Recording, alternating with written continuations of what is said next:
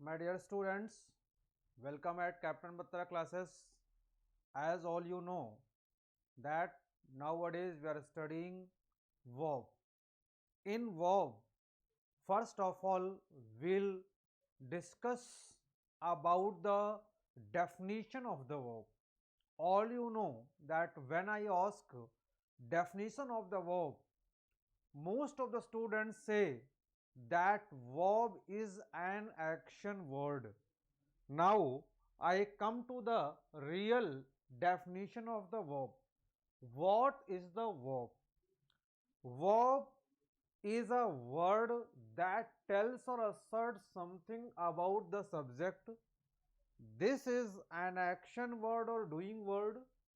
Along with it shows the existence of something.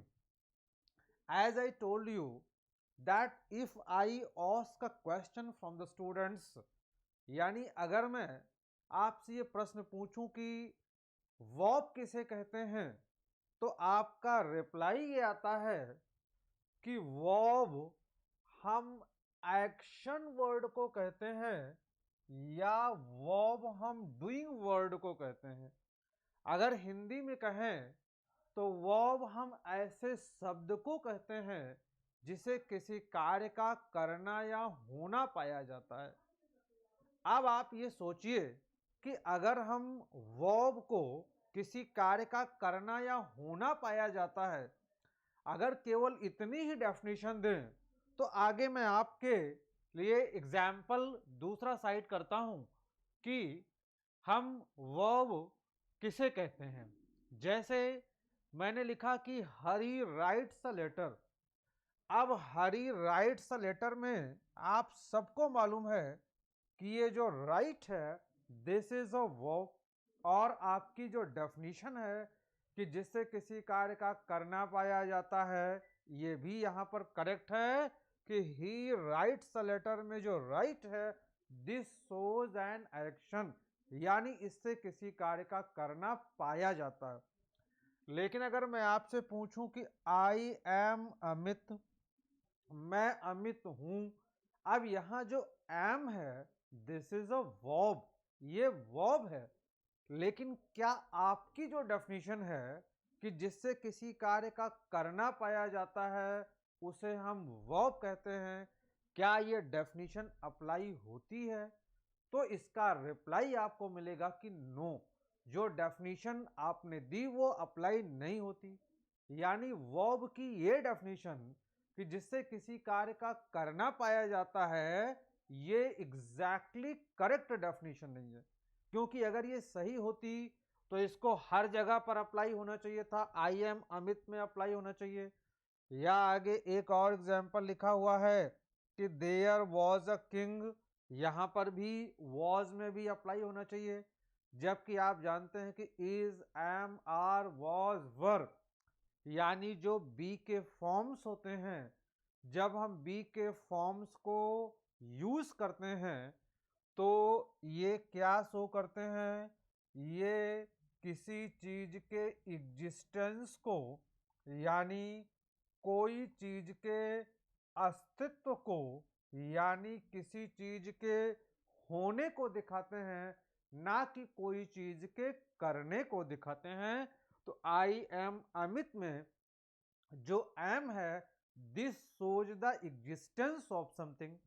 आगे मैंने अपनी डेफिनेशन में लिखा है कि वर्ब हम ऐसे वर्ड को कहते हैं जो किसी चीज के, किसी वस्तु के, किसी व्यक्ति के एग्जिस्टेंस को शो करता है, उसे भी हम वर्ब कहते हैं। यानी वर्ब की ओरिजिनल डेफिनेशन क्या है?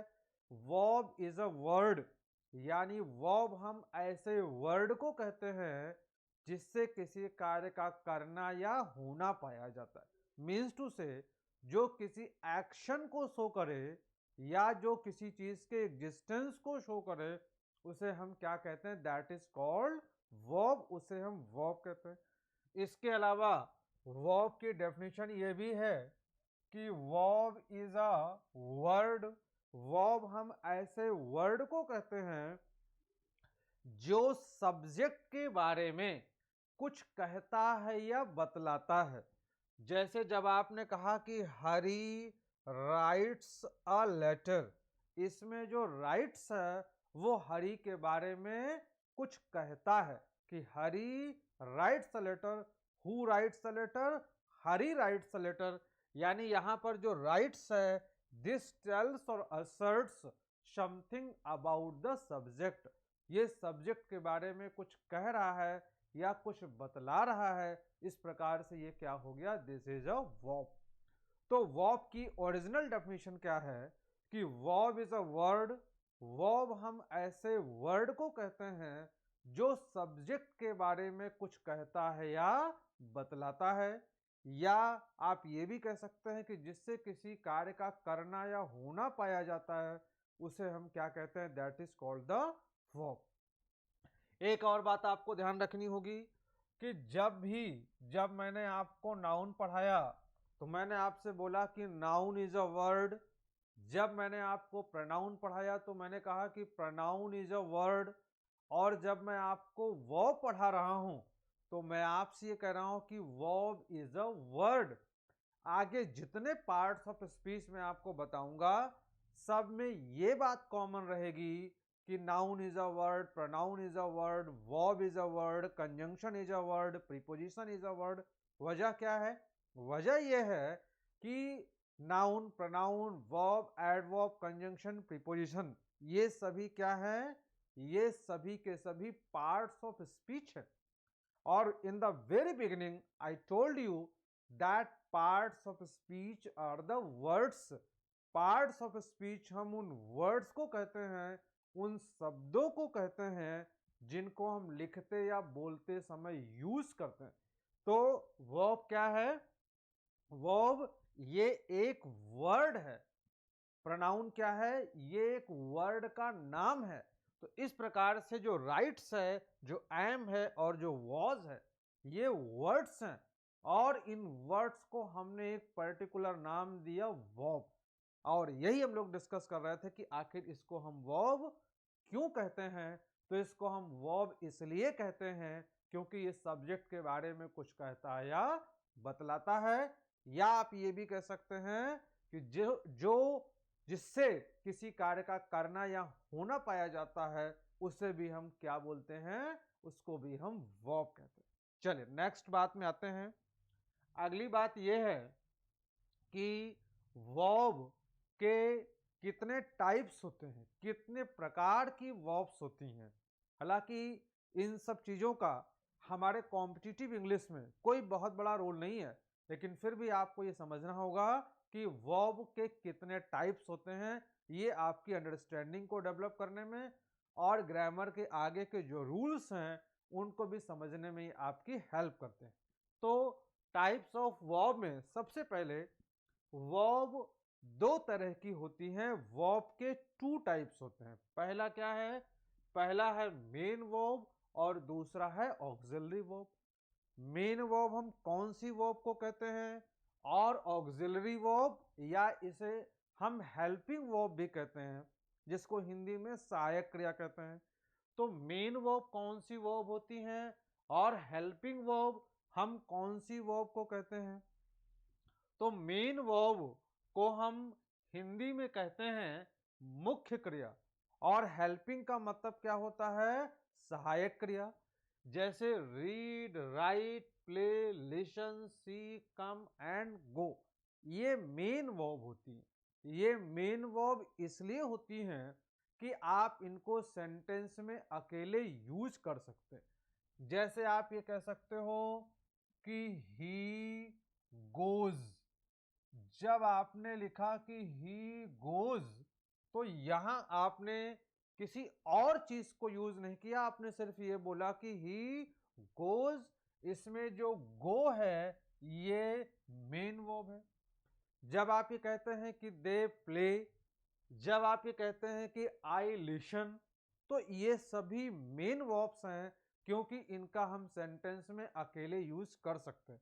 एक बात और समझिए कि जब भी हम किसी सेंटेंस में किसी वर्ब को यूज करते हैं तो वर्ब हमेशा और हमेशा किसी टेंस में ही यूज हो सकती है, क्योंकि डिक्शनरी में जो वर्ब्स लिखी होती हैं वो इन्फिनेटिव के फॉर्म में होती हैं और वो कभी भी अकेले यूज नहीं हो सकती, वो किसी टेंस में होंगी। जैसे मैंने कहा कि ही गोज, मैंने कहा कि दे प्ले, मैंने कहा कि दे हैव प्लेड, तो ये आप किसी न किसी टेंस में यूज कर रहे हैं। तो इस प्रकार से ये मेन वर्ब है। ऑक्सिलरी वर्ब का मतलब ये है ऐसी वर्ब्स जो मेन वर्ब के साथ यूज होती हैं। जैसे मैंने लिखा कि he is going, he is going का मतलब क्या है? ही इज गोइंग का मतलब है कि वह जा रहा है। अब इसमें जो इज लिखा हुआ है ये एक ऑक्सिलरी वर्ब है। मैंने लिखा कि ही डज नॉट स्टडी, इसमें जो डज लिखा हुआ है ये हेल्पिंग वर्ब है। जब हम ये कहते हैं कि he was doing his work, तो इसमें जो वॉज है ये हेल्पिंग वर्ब है क्योंकि ये डूइंग के साथ आ रहा है, और ये जो इज है ये हेल्पिंग वर्ब है क्योंकि ये गो के साथ आ रहा है। हमने कहा कि they have completed there task, इसमें जो हैव है ये क्या है? प्रेजेंट परफेक्ट की ऑक्सिलरी है। तो इस प्रकार से is, am, are, was, were, do, does, has, have, shall, will, इन सभी को हम क्या कहते हैं? ऑक्सिलरी वर्ब्स कहते हैं। इनको हम हेल्पिंग वर्ब कहते हैं। तो पहला मैंने आपको ये बताया कि वर्ब के टू टाइप्स होते हैं, पहला है मेन वर्ब और दूसरा है हेल्पिंग वर्ब। अगला ये है कि एक होता है फिनिट वर्ब और दूसरा है नॉन फिनिट वर्ब। जैसे मैंने आपको बताया कि मेन वर्ब और ऑक्सिलरी वर्ब होती हैं, ऐसे ही वर्ब का एक टाइप होता है फिनिट वर्ब और non finite verb. Finite verb कौन सी वर्ब को कहते हैं और नॉन फिनिट वर्ब हम किस तरह की वर्ब को कहते हैं? तो फिनिट वर्ब हम ऐसी वर्ब को कहते हैं जो अपने सब्जेक्ट के नंबर के अकॉर्डिंग चेंज होती हैं, और नॉन फिनिट वर्ब हम ऐसी वर्ब्स को कहते हैं जो अपने सब्जेक्ट के नंबर के अकॉर्डिंग चेंज नहीं होती बल्कि वो टेंस के अकॉर्डिंग चेंज होती है। फिर से सुन लीजिए, फिनिट वर्ब हम ऐसी वर्ब को कहते हैं जो अपने सब्जेक्ट के नंबर के अकॉर्डिंग चेंज होती है। मतलब कि अगर सब्जेक्ट सिंगुलर होगा तो वर्ब सिंगुलर होगी, सब्जेक्ट प्लरल होगा तो वर्ब प्लरल होगी। लेकिन नॉन फिनिट वर्ब जो होती हैं उनमें जो चेंज आता है वो उनके टेंस के अकॉर्डिंग आता है, ना कि सब्जेक्ट के नंबर के अकॉर्डिंग आता है। आइए एग्जाम्पल देखते हैं। तो फिनिट वर्ब का एग्जाम्पल ये है कि he jumps into the river. जैसे जंप जो है ये एक वर्ब है, अगर आप इसको ही के साथ यूज करते हैं, आप जानते हो कि ही इंग्लिश लैंग्वेज में थर्ड पर्सन सिंगुलर नंबर का प्रोनाउन है, और इसके साथ जब हम वर्ब लेते हैं तो वर्ब हमारी क्या होगी? सिंगुलर। क्यों सिंगुलर होगी? क्योंकि ये थर्ड पर्सन सिंगुलर नंबर है, इसलिए हमारी वर्ब क्या होगी? थर्ड पर्सन सिंगुलर नंबर की होगी। फिलहाल he jumps into the river में जो जम्प्स है दैट इज सिंगुलर, और ये जम्प्स क्यों है? क्योंकि हमारा सब्जेक्ट सिंगुलर है। अगर हम दूसरा एग्जाम्पल देखें तो दूसरा एग्जाम्पल है कि दे जंप इनटू द रिवर। अब आप देखो जो जंप्स लिखा था उसके नीचे ये यहां पर जंप आ गया। जंप क्यों आ गया? जंप इसलिए आ गया कि अब जो हमारा सब्जेक्ट है ये प्लरल है, तो सब्जेक्ट जब हमारा प्लरल होगा तो वर्ब क्या हो जाएगी? प्लरल हो जाएगी। और जब सब्जेक्ट सिंगुलर होगा तो वर्ब हमारी सिंगुलर होगी। इसे कहते हैं फिनिट वर्ब, क्योंकि यहां पर ये जो वर्ब है वो अपने सब्जेक्ट के नंबर के अकॉर्डिंग चेंज हो रही है। लेकिन यहां पर आप देखिए, यहां जो वर्क लिखा हुआ this is also a verb, ये भी एक वर्ब है, लेकिन ये लिखा है ही इज वर्किंग, और दूसरा लिखा है दे हैव वर्कड। अब ये जो इज वर्किंग है, यहां आप देखिए इज वर्किंग में यहां वर्क में आईएनजी लगा हुआ है। यहां वर्क में आईएनजी क्यों लगा है? क्योंकि ये प्रेजेंट कंटिन्यूअस है, और जब कोई वर्ब प्रेजेंट कंटिन्यूअस में होती है तो उसमें हम वर्ब की फर्स्ट फॉर्म में आईएनजी जोड़ देते हैं। यहां पर आप देखिए ये वर्कड लिखा हुआ है। वर्कड क्यों लिखा है, वर्ब की थर्ड फॉर्म क्यों आई है, क्योंकि ये प्रेजेंट परफेक्ट टेंस का सेंटेंस है। जब प्रेजेंट परफेक्ट टेंस लिखते हैं तो हम वहां पर क्या करते हैं, वहां पर वर्ब की थर्ड फॉर्म का यूज करते हैं। आइए और एग्जांपल देखते हैं। नेक्स्ट एग्जांपल है कि एंजॉय। एंजॉय में every student enjoys the class. अब आप ये देखो, ये लिखा है एवरी स्टूडेंट। इंग्लिश लैंग्वेज में एवरी स्टूडेंट का मतलब ये हुआ कि ये सिंगुलर है, और आपकी वर्ब क्या हो गई, वर्ब आपकी सिंगुलर हो गई। ऐसे ही ऑल द स्टूडेंट्स लिखा हुआ है। ऑल द स्टूडेंट्स के बाद यहां पर क्या है, ये एंजॉय है। एंजॉय क्यों है, क्योंकि ऑल द स्टूडेंट जो है ये प्लरल है। तो जब आपका सब्जेक्ट सिंगुलर है तो वर्ब सिंगुलर है, और जब सब्जेक्ट प्लरल है तो वर्ब प्लरल है। इसे क्या कहते हैं, इसे कहते हैं फिनिट वर्ब, यानी ऐसी वर्ब जो अपने सब्जेक्ट के नंबर के अकॉर्डिंग चेंज हो रही है उसे हम फिनिट वर्ब कहते हैं। अगला एग्जांपल देखिए, माई फ्रेंड फॉलोज विवेकानंद। अब माई फ्रेंड जो है ये सिंगुलर है, तो उसके बाद हमने क्या लिखा, फॉलोज, यानी वर्ब की फर्स्ट फॉर्म में एस जोड़ा, क्योंकि प्रेजेंट इंडेफिनिट में अगर सब्जेक्ट हमारा सिंगुलर होता है तो हम वर्ब की फर्स्ट फॉर्म में एस जोड़ देते हैं, माई फ्रेंड फॉलोज। नेक्स्ट है कि दे फॉलो। अब दे क्या है, ये एक थर्ड पर्सन का प्लरल प्रोनाउन है, इसलिए हमारी वर्ब क्या हो गई, फॉलो मीन्स ये वर्ब हमारी प्लरल हो गई। आगे आप देखिए, you are working hard. You are working hard में इसको भी आप नॉन फिनिट वर्ब का एग्जाम्पल कह सकते हैं। तो इस प्रकार से जो वर्ब्स होती हैं वो दो तरह की होती हैं, एक होता है मेन वर्ब, दूसरा होता है फिनिट वर्ब और नॉन फिनिट वर्ब। अब हम लोग नेक्स्ट वर्ब के टाइप में आते हैं। वर्ब का जो अगला टाइप है वो है ट्रांसिटिव और इंट्रांसिटिव। आपने जब इंटरमीडिएट के दौरान भी जब एक्टिव और पैसिव वॉइस पढ़ा होगा तो उस समय आपने ट्रांसिटिव और इंट्रांसिटिव वर्ब पढ़ा होगा। तो आप लोग ये पढ़ते हैं कि ट्रांसिटिव का मतलब है सकर्मक और इंट्रांसिटिव का मतलब है कि अकर्मक। आज मैं आपको बताता हूं कि ट्रांसिटिव वर्ब और इंट्रांसिटिव वर्ब ओरिजिनली हम किसे कहते हैं। तो ध्यान दीजिएगा, ट्रांसिटिव वर्ब की हिंदी तो जरूर सकर्मक और इंट्रांसिटिव की अकर्मक होती है, लेकिन ट्रांसिटिव वर्ब का मतलब यह है, ध्यान से सुनिएगा, कि ट्रांसिटिव वर्ब हम ऐसी वर्ब को कहते हैं कि when the action done by the subject, जब सब्जेक्ट के द्वारा किया गया कार्य। अभी हम लोगों ने थोड़ी देर पहले पढ़ा था कि जो एक्शन वर्ड होती है या जो डूइंग वर्ड होती है उसे हम क्या कहते हैं, एक्शन वर्ड, या डूइंग वर्ड को हम क्या बोलते हैं, उसको हम वर्ब कहते हैं। तो यहाँ जो रीड्स है ये क्या है, ये एक वर्ब है, और हम लोग ये डिस्कस कर रहे हैं कि ये किस प्रकार की वर्ब है। तो ये ट्रांसिटिव वर्ब है। ये ट्रांसिटिव वर्ब क्यों है, क्योंकि when the action done by the subject, जब सब्जेक्ट के द्वारा किया गया कार्य, कार्य का मतलब verb, passes over from subject to object, वो सब्जेक्ट के अलावा किसी और को भी पास ओवर होता है या किसी और को भी प्रभावित करता है, तो ऐसी जो वर्ब है उसे हम क्या कहते हैं, ट्रांजिटिव वर्ब कहते हैं। जैसे ही रीड्स बुक में उसके पढ़ने का जो एक्शन है उससे उसको तो नॉलेज मिल ही रहा है, साथ ही साथ वो बुक को भी ट्रांसफर हो रहा है। कैसे ट्रांसफर हो रहा है, जैसे बुक पुरानी हो गई, फट गई, तो बिना आप देखे ही कह सकते हैं हाँ कि जरूर किसी ने इसको पढ़ा होगा तभी तो पुरानी हो गई।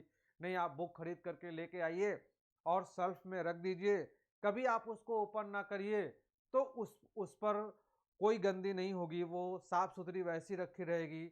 अगर कभी कोई उसे देखेगा तो ये बोलेगा कि इसका मतलब तुमने कभी कुछ पढ़ा ही नहीं, किताब को खोला ही नहीं तुमने। तो इस प्रकार से ये जो रीड है, इसके पढ़ने का जो एक्शन है वो बुक को ट्रांसफर हो रहा है। ऐसे ही आई टॉट देम में जो टॉट है ये एक ट्रांजिटिव वर्ब है।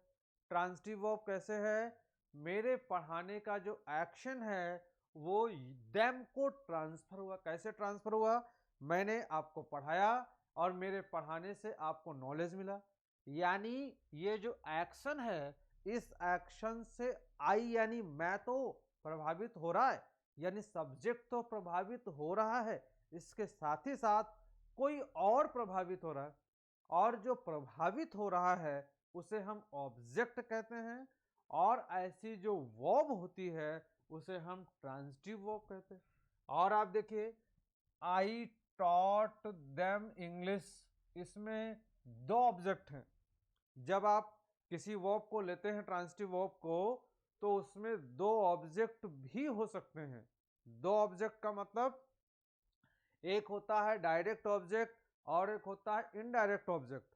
जैसे यहाँ पर एक इंग्लिश ऑब्जेक्ट है और यहाँ पर एक देम ऑब्जेक्ट है, लेकिन इसमें जो टॉट लिखा हुआ है ये एक ट्रांजिटिव वर्ब है। तो इस प्रकार से ट्रांजिटिव वर्ब हम ऐसी वर्ब को कहते हैं जो सब्जेक्ट के साथ साथ किसी और को पास ओवर होगी, और आप जानते हैं जिस किसी को पास ओवर होगी that will be called object, उसे हम ऑब्जेक्ट कहते हैं।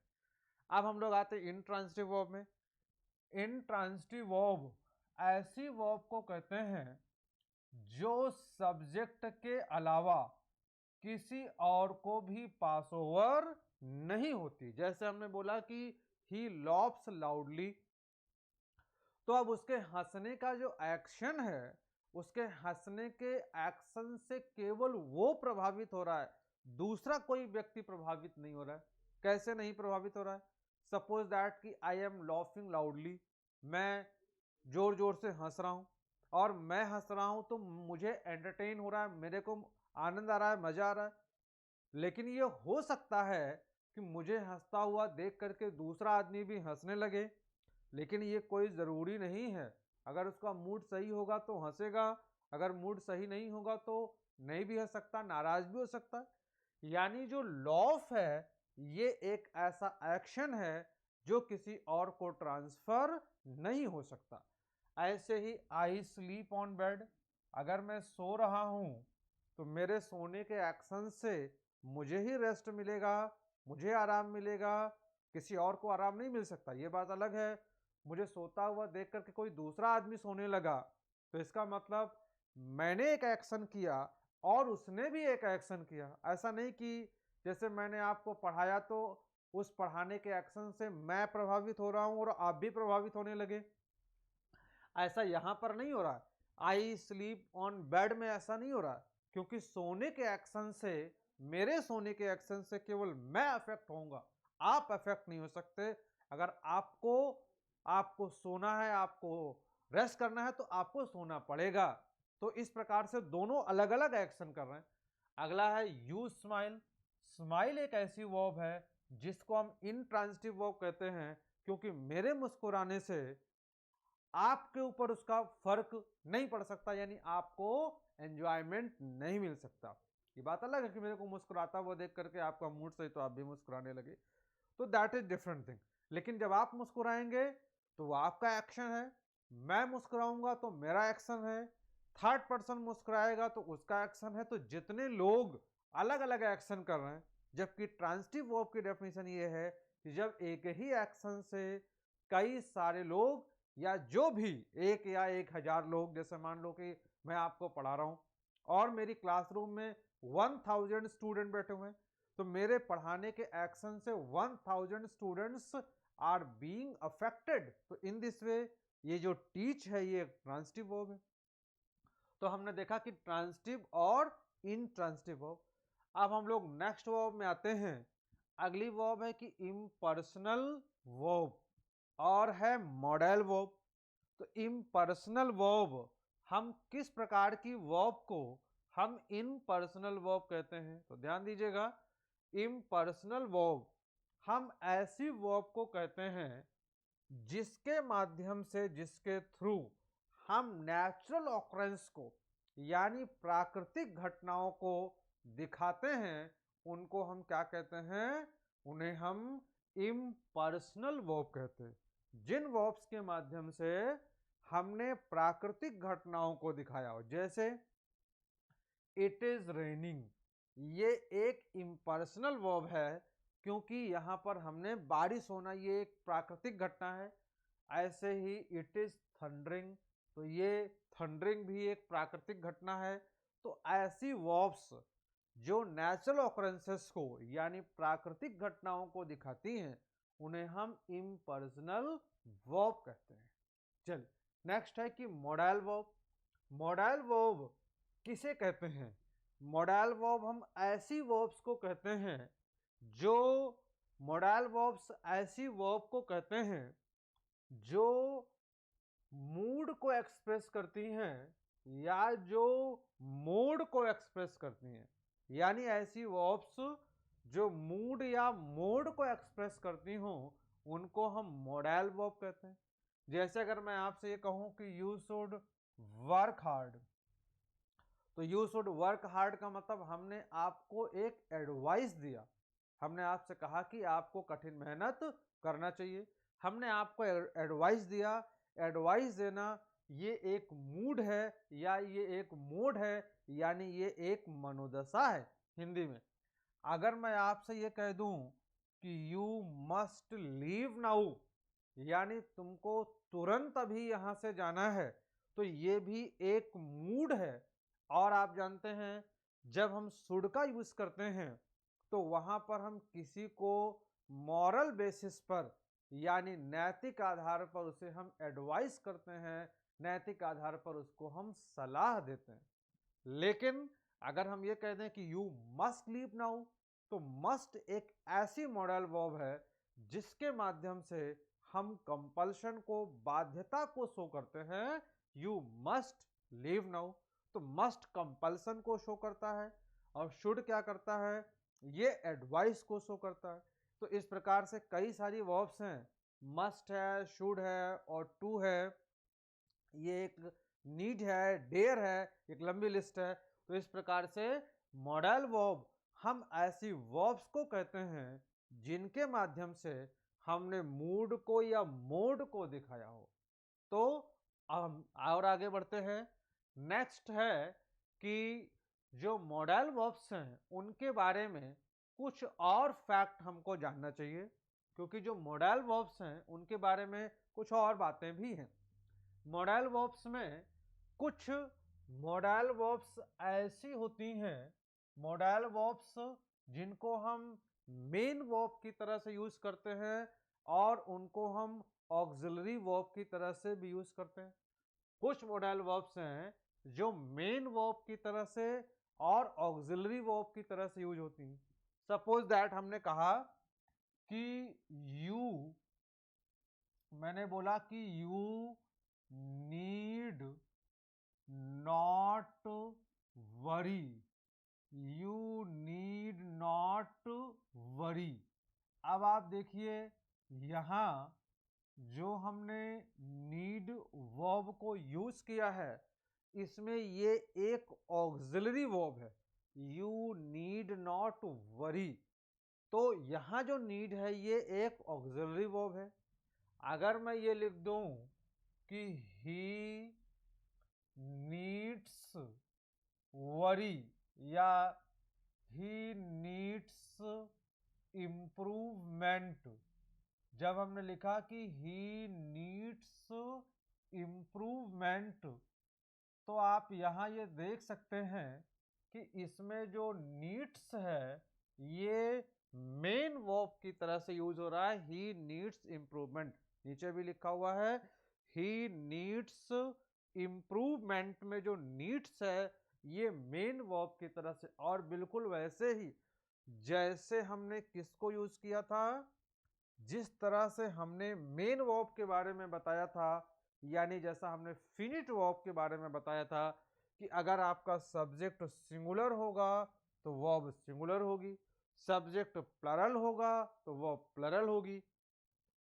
जैसे ही के साथ नीड्स लिखा और वी के साथ क्या लिखा, वी के साथ नीड लिखा, क्योंकि वी का यूज हम प्लरल की तरह से करते हैं और ही का यूज हम सिंगुलर की तरह से करते हैं। तो he needs improvement in English, he needs improvement in English में आप देख सकते हैं कि जो नीड्स लिखा हुआ है ये एक मॉडल वर्ब है and this is being used as the main verb, और इसका यूज हम मेन वर्ब की तरह से कर रहे हैं। लेकिन अगर हम ये कह दें कि यू नीड नॉट वरी, तो इसमें जो नीड है ये वरी की ऑक्सिलरी की तरह से यूज हो रहा है। तो मैंने आपसे बताया कि जो मॉडल वर्ब्स होती हैं, मॉडल वर्ब्स को आप दो तरह से यूज कर सकते हैं। आप इनको मेन वर्ब की तरह से यूज कर सकते हैं और आप इनको किसी मेन वर्ब की ऑक्सिलरी की तरह से यूज कर सकते हैं। पहला फैक्ट ये है मॉडल वर्ब के बारे में। दूसरा फैक्ट ये है, जैसा मैंने आपको इसके पहले भी बताया, कि जो मॉडल वर्ब्स होती हैं ये किसी भी घटना के मूड को या मोड को दिखाती है, किसी घटना की मनोदशा को दिखाती हैं, जिसको हम लोग पहले डिस्कस कर चुके। अगला पॉइंट ये है कि जो मॉडल वर्ब्स होती हैं they don't change according to the number और person of the subject. Generally जो मॉडल वर्ब्स होती हैं वो सब्जेक्ट के नंबर के अकॉर्डिंग और पर्सन के अकॉर्डिंग चेंज नहीं होती। इनमें कुछ ही वर्ब ऐसी हैं जैसे कि नीड है, तो जैसे कि डेयर है, इनको हम सेमी मॉडल कहते हैं। ये फुल्ली मॉडल नहीं कहलाती, बल्कि इनको हम क्या कहते हैं, इन्हें हम सेमी मॉडल कहते हैं। यानी ऐसी मॉडल वर्ब्स जो मेन वर्ब की तरह से भी यूज हो जाएं उनको हम सेमी मॉडल कहते हैं। लेकिन जनरली जो मॉडल वर्ब्स होती हैं उनको हम कैसे यूज करते हैं, वो सब्जेक्ट के नंबर के अकॉर्डिंग चेंज नहीं होती। जैसे मैंने कहा कि they ought to serve their parents, यानी उन्हें अपने माता पिता की सेवा करनी चाहिए। मैंने बोला कि he ought to serve their parents, you ought to serve your parents, I ought to serve my parents. यानी जो ऑट टू है इसको आप चाहे जहां पर यूज करिए, ये सब्जेक्ट के नंबर के अकॉर्डिंग चेंज नहीं होगी। तो ऐसी वर्ब जो मॉडल वर्ब्स होती हैं वो अपने सब्जेक्ट के नंबर के अकॉर्डिंग चेंज नहीं होती, एक्सेप्ट कि कुछ वर्ब जिनका मैंने आपको बताया कि नीड है, डेयर है, ये ऐसी वर्ब है जो कि सब्जेक्ट के नंबर के अकॉर्डिंग चेंज हो जाती हैं और उस समय इनको हम सेमी मॉडल कहते हैं। नेक्स्ट पॉइंट ये है कि first form of the verb, first form of the verb is used with modal verbs. जब हम मॉडल वर्ब्स का यूज करते हैं तो इनके साथ हम वर्ब की फर्स्ट फॉर्म का यूज करते हैं। जैसे you need not worry, they need work hard.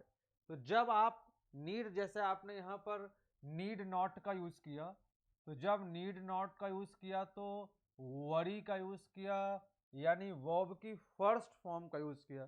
तो आप ध्यान रखोगे जब भी आप इनका यूज करेंगे मॉडल वर्ब का, तो उसके साथ हम हमेशा वर्ब की फर्स्ट फॉर्म का यूज करेंगे।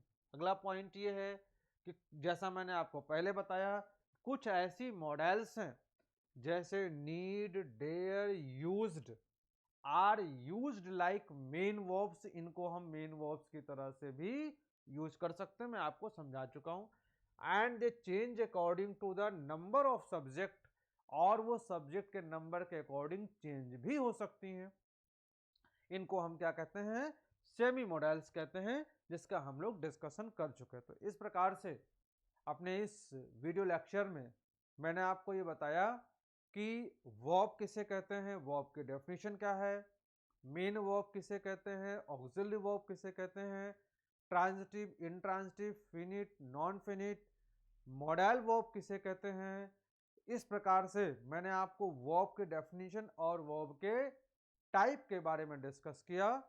और मैं समझता हूँ कि जो बातें मैंने आपको बताई आपने इनको एंजॉय किया होगा, ये बातें आपको समझ में आई होंगी और आपको इनसे बेनिफिट लिखे मिलेगा। लेकिन एक और बात, जो भी रेफरेंस बुक आपके पास है आप उन बुक्स को स्टडी करें, so that you can understand more whatever have been taught by me, you can understand better। जो भी चीजें मैंने आपको बताई हैं उन बातों को आप और बेहतर और बढ़िया समझ सके, इसके लिए कोई ना कोई रेफरेंस बुक आपको रखनी चाहिए और उसको पढ़ना चाहिए। Thank you so much.